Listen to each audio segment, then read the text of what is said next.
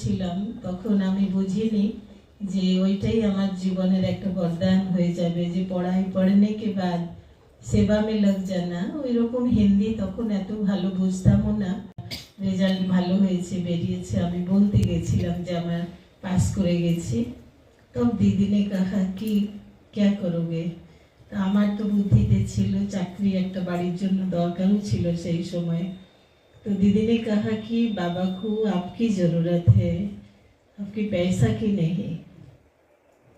তো এই কথাটা আমি কলকাতা থেকে সেই দিন আমি একদম পয়েন্ট করে আমি নিয়ে এসেছিলাম আর মাকে এসে বললাম যে মা, ব্রহ্মা বাবা কি যে বেটি হ্যাঁ নির্মল শান্তা দাদি, উনি বলছেন যে আমাকেই ওনার প্রয়োজন, বাবার যোগ্যে, আমার পয়সাটা না।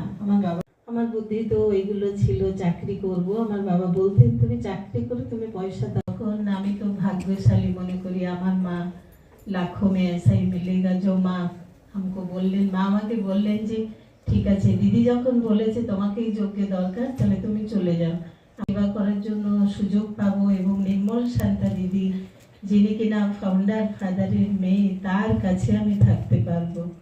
তো আর মাও আমাকে সহর্ষে ছুটি দিলেন, কিন্তু আমি কিছুদিন ওয়েট করছিলাম যে আমার বাবা যাতে আমাকে খুশি মনে ছুটি দেন। তখন আমি খুব কেঁদেছিলাম যে আমি বিনা আশীর্বাদ নিয়ে বাড়ি থেকে যাব না, তুমি আমাকে খুশি মনে ছুটি দাও, তাহলে আমি আমার জীবনে চলার পথে সেবা করতে গিয়ে অনেক শক্তি পাবো। কিন্তু আমি যদি তোমাকে ভয় করে বা তোমার অমতে আমি চলে যাই, আমার মনটা সবসময় পেছনের দিকে থাকবে। একদম শুরু থেকে যখন কিছুই ছিল না, তো আমি দেখলাম আমার জীবনে যে বাবাকে সাথী করলে, ভগবানকে সাথী বানালে তিনি কি কি করতে পারেন।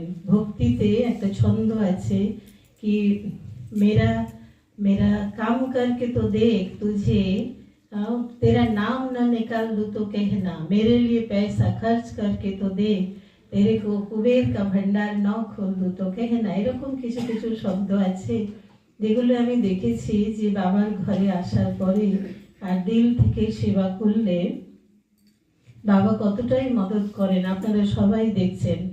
হ্যাঁ, আমরা তো চাকরি করি না বোনেরা, আমরা তো সবাই সমর্পিত।